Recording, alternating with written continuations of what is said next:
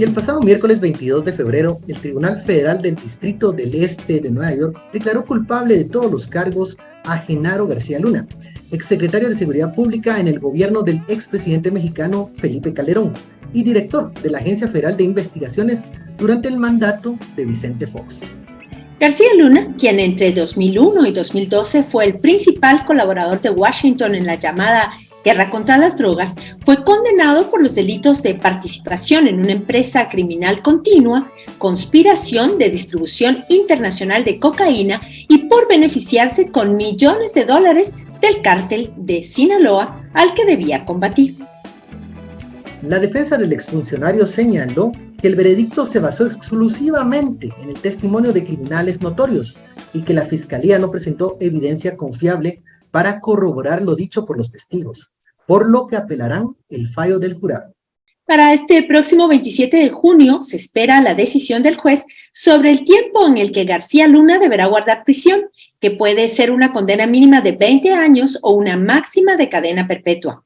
El caso, por supuesto, sacudió la política mexicana y varios analistas destacaron el doble rasero de las autoridades estadounidenses de trabajar con funcionarios corruptos mientras ocupan cargos de gobierno y luego encarcelarlos.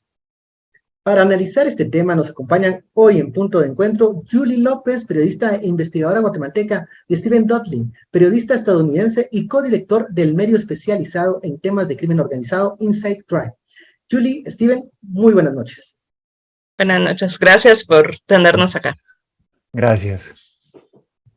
Y el veredicto de un jurado de Nueva York en contra de Genaro García Luna puede tener múltiples lecturas, pero centrémonos para empezar esta entrevista en las implicaciones de que un exfuncionario, que fue el máximo responsable del combate de las drogas en un país como México, resulte culpable de servir y trabajar para los narcos. Me gustaría escuchar de ambos su opinión y análisis sobre los impactos que tiene el que las mafias criminales se apoderen de las instituciones públicas. Empezamos contigo, Steven.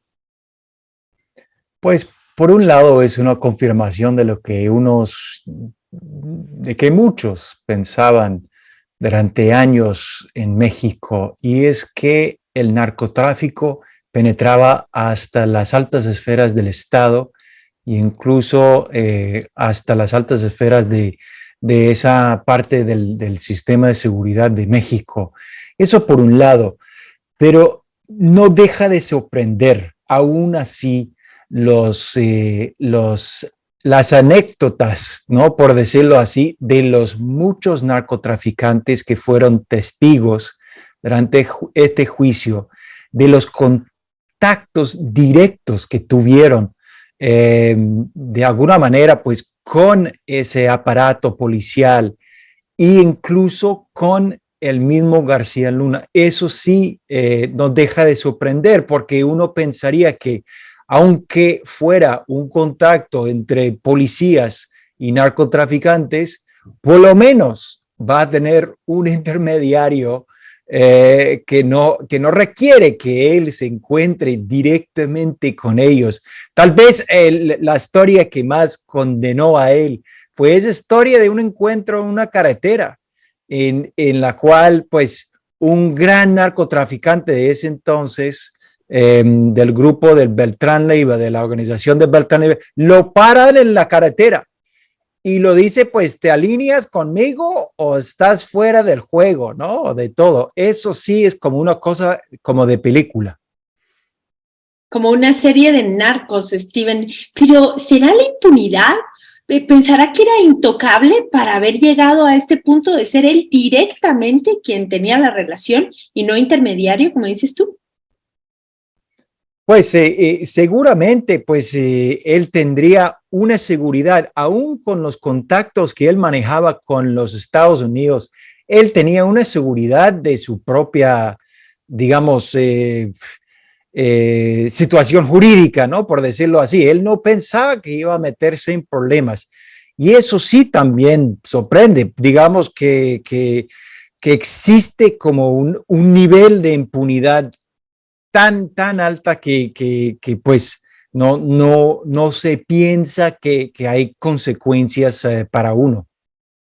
Gracias, Steven. Julie, ¿Cuál es ese impacto, ese análisis que tú tienes de que las mafias se apoderen de las instituciones y que tengan vinculaciones con funcionarios de tan altísimo nivel? Bueno, la implicación es tremenda, ¿no? Porque se contamina toda la institución. Creo que lo que escuchamos de las declaraciones en el juicio de García Luna es algo que ya habíamos visto publicados en numerosos sitios, ¿no? En libros incluso, ¿no?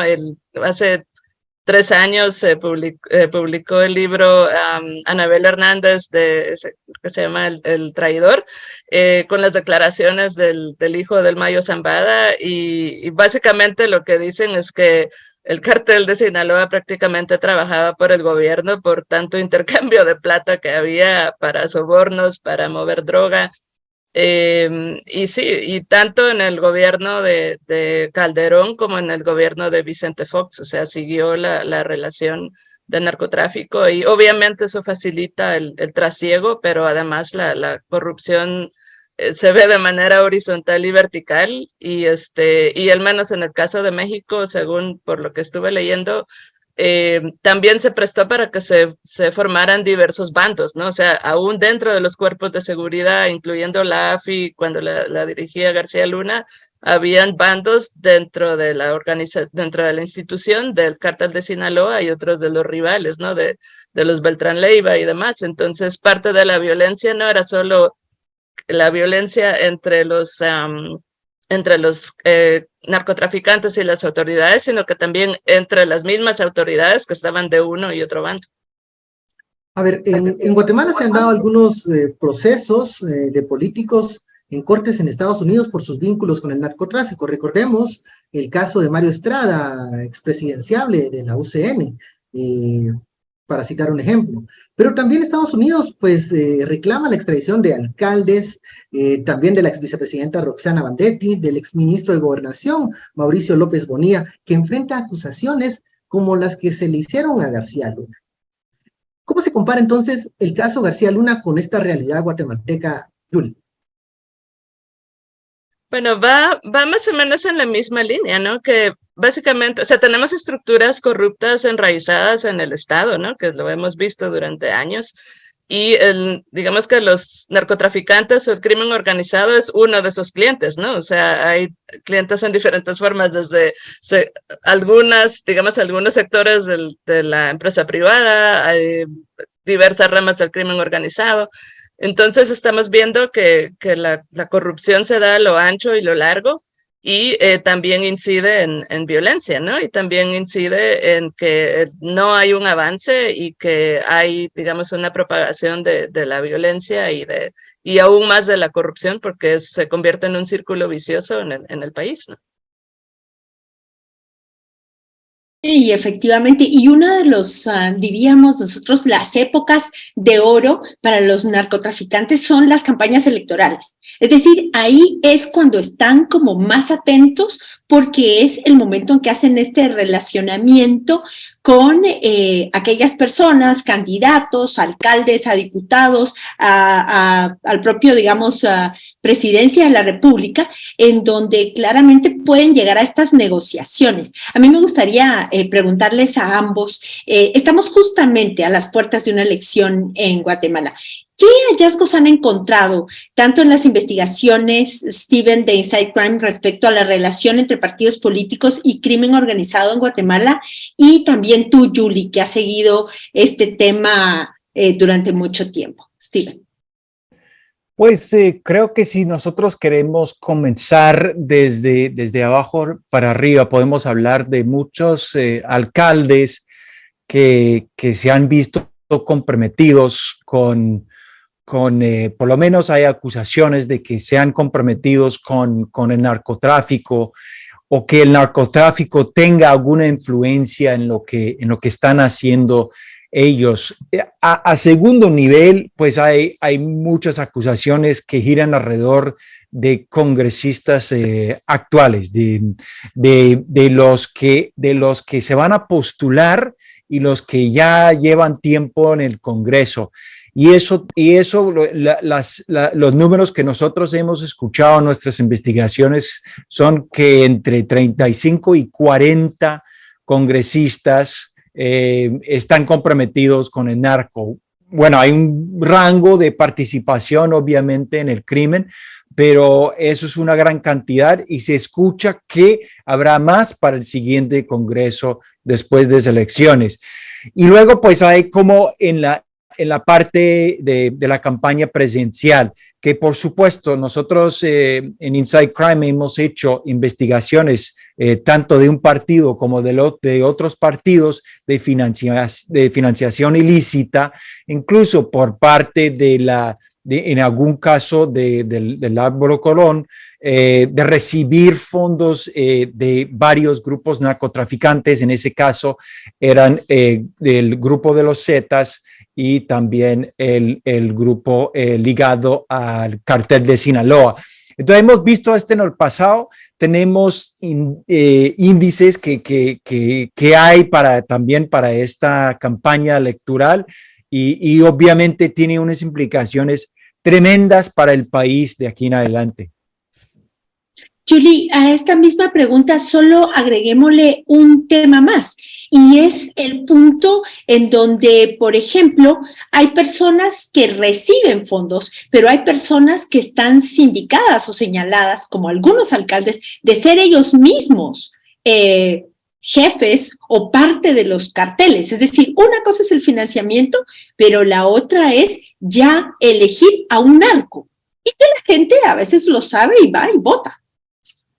Sí, es que digamos que funciona en varios niveles, ¿verdad?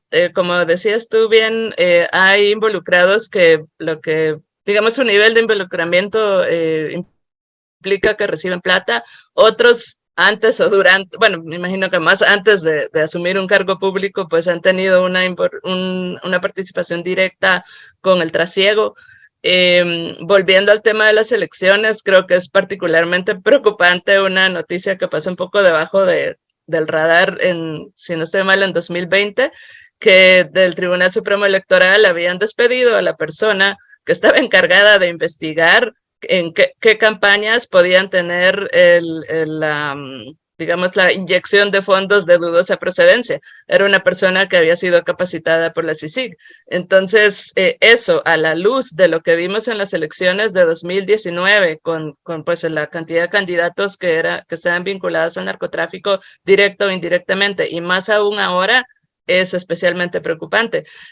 Algo que se vio en 2019 y que también se ve ahora es que la mayoría de las municipalidades donde hay vínculos directos o indirectos del narco son municipalidades que están en la ruta del narco, ¿no? Las rutas tradicionales, digamos, en las fronteras, en la costa sur, lo que no quiere decir, por supuesto, que en otras donde no hay señales no pasa nada, ¿no?